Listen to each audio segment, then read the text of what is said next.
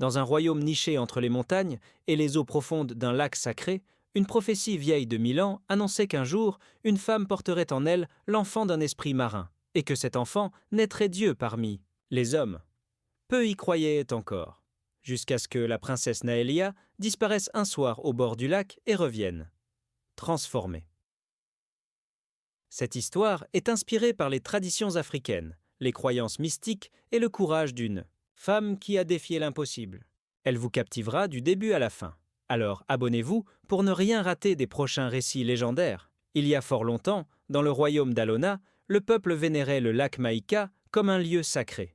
L'eau y brillait, d'un bleu surnaturel, et la lune s'y reflétait toujours plus grande qu'ailleurs. Les anciens racontaient qu'un esprit y habitait, un dieu sirène nommé Léandore, gardien des secrets, de la connaissance et du pouvoir. Selon la légende, tous les 1000 ans, ce dieu choisissait une élue pour porter son sang et engendrer un être entre deux mondes, un demi-dieu, destiné à unir les royaumes de la terre et de l'eau. Naélia, la fille unique du roi Akhénor, était une jeune femme brillante, douce et indépendante. À 19 ans, elle rejetait les nombreux prétendants que son père lui proposait. Elle préférait passer ses journées à lire, méditer ou marcher près du lac Maïka, attirée sans comprendre pourquoi. Un soir de pleine lune, alors qu'elle s'y rendit seule, la surface de l'eau s'agita doucement. Une mélodie étrange s'éleva, comme un chant venu des profondeurs. Hypnotisée, Naélia avança jusqu'au rivage, puis la lune était haute, et son reflet dansait sur le lac Maïka comme un portail vers un autre monde. Naélia, fascinée par la mélodie qui s'échappait de l'eau, sentit son cœur battre plus fort. Elle s'agenouilla sur le rivage, tendant l'oreille. La musique semblait l'appeler par son nom, comme si le vent lui chuchotait « Naélia, descends dans les profondeurs, ton destin t'y attend. » Soudain, l'eau se mit à tourbillonner, et une silhouette apparut.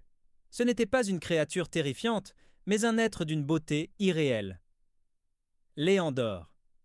Il avait la moitié supérieure d'un homme au teint doré, aux yeux d'un bleu éclatant, et la moitié inférieure recouverte d'écailles étincelantes.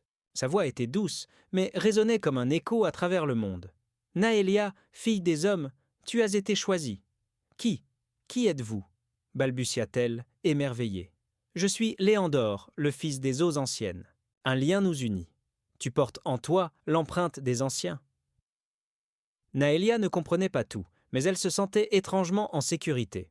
Léandore lui parla de la prophétie, de l'équilibre entre les mondes et du rôle qu'elle était, destinée à jouer. Puis il tendit la main. « Viens, je ne te ferai aucun mal. » Naélia avança, guidée par une force intérieure. Lorsqu'elle toucha l'eau, celle-ci se souleva en spirale lumineuse autour d'eux. Elle entra dans le lac sans même se mouiller, comme absorbée par la lumière. Ce fut une nuit hors du temps. Quand elle rouvrit les yeux, elle se trouvait, sur la berge, seule, mais différente. Quelque chose en elle avait changé. Elle entendait le silence du monde, elle sentait une énergie vibrer sous sa peau. Et très vite, elle comprit. Elle était enceinte. Au matin, Naélia se réveilla dans sa chambre royale, l'esprit encore troublé. Elle n'avait dit à personne ce qui s'était passé au lac. C'était trop étrange, trop sacré. Et pourtant, au fond d'elle, elle le savait. Ce n'était pas un rêve. Quelques jours plus tard, elle commença à ressentir les premiers signes. Sa peau semblait briller légèrement au soleil. Elle était plus forte, plus sensible, et surtout, elle sentait une présence grandir en elle. Le silence devint son refuge. Elle évitait les banquets, les bals, les discussions politiques du palais. La reine-mère, inquiète de voir sa fille s'isoler, fit appeler les médecins royaux. Aucun ne put expliquer son état. « Votre Altesse n'est atteinte d'aucune maladie connue », déclara l'un d'eux. Mais son cœur bat, doublement. Un murmure grandit au palais. Naélia serait enceinte? De qui?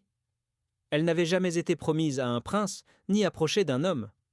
Les nobles commencèrent à murmurer. Certains parlèrent de disgrâce, d'autres de magie noire. Mais Naélia restait calme. Son regard avait changé. Elle voyait les gens au-delà des apparences, entendait leurs pensées les plus sombres, ressentait les énergies invisibles du monde. L'enfant qu'elle portait n'était pas ordinaire. Une nuit, alors que les étoiles brillaient d'un éclat inhabituel, Naélia retourna au lac Maïka, espérant revoir Léandore. Mais il n'apparut pas. À la place, une voix résonna dans les eaux. « Le sang d'un dieu ne peut vivre parmi les hommes sans épreuve. Protège-le. Elle comprit alors que son destin allait la mettre en danger. Mais elle ne fuirait pas. Elle était princesse, et désormais, plus encore. Les rumeurs s'étaient transformées en scandale. Le royaume de Lémuria, si fier de sa lignée royale pure et sans tache, ne pouvait accepter une princesse enceinte sans mariage, sans explication. Les nobles exigeaient des réponses. Un grand conseil fut convoqué dans la salle d'oracle. Naélia y fut menée, drapée d'un manteau bleu nuit, sa tête haute malgré les murmures venimeux. « Princesse Naélia, déclara le grand conseiller, êtes-vous enceinte ?» Elle hocha lentement la tête. Un silence de plomb s'abattit sur la pièce. « Qui est le père ?» Un éclair de doute traversa la foule. Elle se redressa, le regard fixe. « L'enfant que je porte n'a pas de père parmi les hommes. Il est né d'un pacte ancien, d'un amour scellé sous les étoiles. » Les murmures se muèrent en cris d'indignation. Certains se levèrent, parlant de blasphème, de déshonneur, d'exil. Mais d'autres restèrent silencieux, troublés par son calme, par la lumière étrange qui semblait émaner de sa peau. La reine-mère, le cœur partagé entre l'amour et la pression du pouvoir, se leva. « Ma fille, ce que tu dis est au-delà de notre compréhension, mais si ce que tu portes est sacré, prouve-le. » Un silence sacré suivit. Naélia tendit les mains, et à l'instant, des pétales de fleurs séchées se mirent à flotter autour d'elle, comme animés par une force invisible. L'air se chargea d'énergie. Les vitraux du plafond vibrèrent doucement, et le sol, un instant, sembla pulser comme un cœur. Un vieil oracle s'avança, les yeux humides. Elle dit vrai. Ce n'est pas une enfant qu'elle porte, c'est une prophétie. Le conseil fut suspendu dans la confusion. La princesse ne serait pas punie, mais elle ne serait plus tout à fait libre non plus. Le peuple devait être préparé. Le royaume était en train de changer.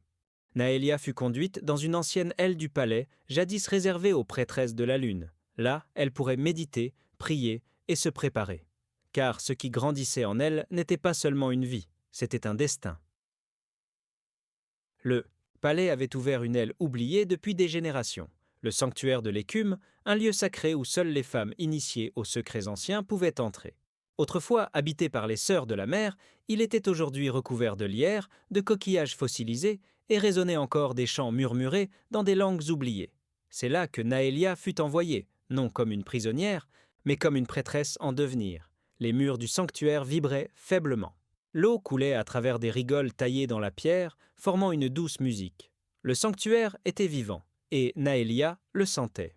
Dès les premiers jours, elle commença à faire des rêves étranges, une silhouette mi-humaine, mi-marine, qui lui parlait sans mots, dans la lumière bleutée d'un monde sous-marin. Des femmes âgées, silencieuses mais bienveillantes, veillaient sur elle. Elle ne posait pas de questions, mais déposait chaque matin des herbes, des encens et de l'eau pure devant sa chambre. Naélia comprit vite. Ici, on ne jugeait pas. On respectait l'invisible. Le bébé, lui, grandissait à un rythme étrange. À peine 4 mois s'étaient écoulés, mais Naélia sentait déjà une présence forte, lumineuse, presque surnaturelle en elle. Son ventre rayonnait parfois la nuit d'une douce lueur nacrée qui faisait frissonner les pierres elles-mêmes. Un soir, alors qu'elle méditait près du bassin sacré, une voix s'éleva du fond de l'eau. « Le temps approche, Naélia. L'enfant portera 2 royaumes, l'un terrestre, l'autre venu des abîmes. » Naélia recula, les yeux écarquillés. « Qui es-tu » murmura-t-elle. « Je suis ton lien. Je suis celui que tu as aimé sans le savoir. Tu m'as vu dans les rêves, tu m'as appelé par ton cœur. » Une silhouette translucide émergea, de l'eau, un être aux yeux océaniques, à la peau lisse comme celle d'un dauphin, paré de coraux et de perles vivantes. « Notre fils changera l'ordre du monde. Mais avant cela, tu devras faire un choix. » Et la silhouette disparut, comme si elle n'avait jamais été là.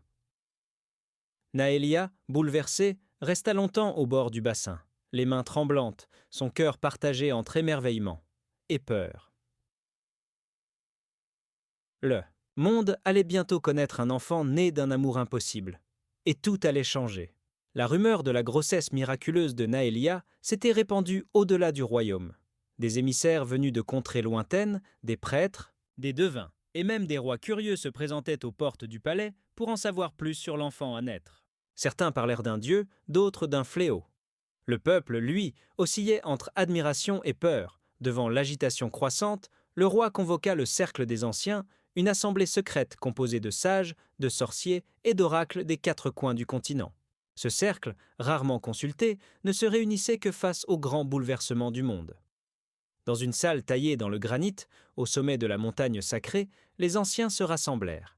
Ils portaient des robes aux couleurs d'éclipse, et chacun d'eux avait sacrifié un sens pour mieux développer un autre. Certains étaient aveugles, mais voyaient l'invisible. D'autres étaient muets, mais entendaient les pensées.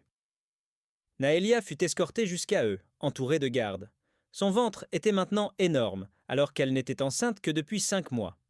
Les anciens la fixèrent, puis fermèrent les yeux à l'unisson. Un silence pesant s'abattit. Puis un des anciens parla. « Ce n'est pas un enfant, c'est une clé. » Un autre ajouta. « Il porte une mémoire ancienne, bien plus vieille que notre royaume. » Et un troisième, le plus âgé, conclut. « Le monde changera à sa naissance. Le ciel, la mer et la terre devront se réconcilier, ou s'entre-déchirer. » Naélia tenta de comprendre, mais elle fut vite submergée par une nouvelle vision. Des vagues géantes, un palais englouti, des peuples agenouillés devant un enfant lumineux. Elle vit aussi un choix terrible. Un choix qui lui appartenait. L'un des anciens prit alors une décision radicale. Elle doit rester sous notre garde jusqu'à l'accouchement. Protéger la vie. Protéger l'équilibre. Le roi, bien qu'il fût son père, n'eut d'autre choix que d'accepter. Naélia fut alors installée au temple de l'équilibre, un lieu caché entre ciel et mer où les forces opposées du monde se rencontraient. Un endroit où même les dieux hésitaient à poser le pied. Mais elle n'était pas seule. Chaque nuit, la voix du père de son enfant revenait lui parler dans ses rêves, lui promettant qu'au bon moment, il reviendrait. Et que, ce jour-là, le monde ne serait plus jamais le même. Le vent soufflait violemment autour du temple de l'équilibre. La mer rugissait et le ciel était chargé d'éclairs silencieux. Les anciens savaient, le moment était venu. Naélia était en travail. Mais ce n'était pas un accouchement comme les autres. Ce n'était pas la douleur d'une femme, ordinaire.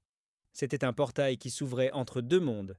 Elle hurlait, non pas de souffrance, mais de puissance. Son corps brillait d'une lumière douce, aquatique, tandis que l'eau jaillissait de partout dans la pièce. Les murs ruisselaient, les étoiles semblèrent se rapprocher. Les anciens récitèrent les chants oubliés, tandis que le roi, agenouillé, pleurait. Dans un éclat de lumière, l'enfant naquit.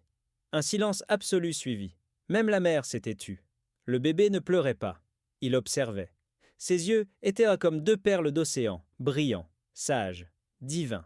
Il tendit les mains vers sa mère, et au contact de ses doigts, Naélia vit à nouveau la vision qu'elle avait eue depuis le début. Une cité engloutie remontait à la surface. Des peuples divisés se réconciliaient. Des enfants apprenaient des langues oubliées. Et un feu doux s'allumait dans le cœur de ceux qui avaient en connu la haine, mais il y avait aussi une ombre. Car un enfant Dieu attire toujours les ennemis des dieux. Le roi s'approcha de son petit-fils et demanda « Quel est son nom ?» Naélia répondit sans hésitation « Caël, cela signifie le pont entre les mondes. » Dès ce jour, des miracles commencèrent à se produire dans tout le royaume. Les malades guérissaient, les animaux revenaient des forêts, l'eau devenait plus claire. Les ennemis posaient les armes. Mais Naélia savait que ce n'était que le commencement. Car Caël était né pour unir les mondes, le sien et celui de l'océan. Un matin, alors que le soleil se levait sur le temple, la mer s'ouvrit en 2, calmement. Un homme en sortit, marchant sur les vagues. C'était son amour, le père de Caël, la sirène, devenue homme pour veiller sur son fils. Ils se tinrent côte à côte, et à ce moment, les anciens s'inclinèrent. Car un nouveau Dieu était né. Parfois, les plus grandes bénédictions naissent des unions que le monde rejette. Ce que les autres considèrent comme impossible peut être le début d'un miracle. Suis ton cœur, même s'il te mène dans l'inconnu. C'est souvent là que se cache ta destinée.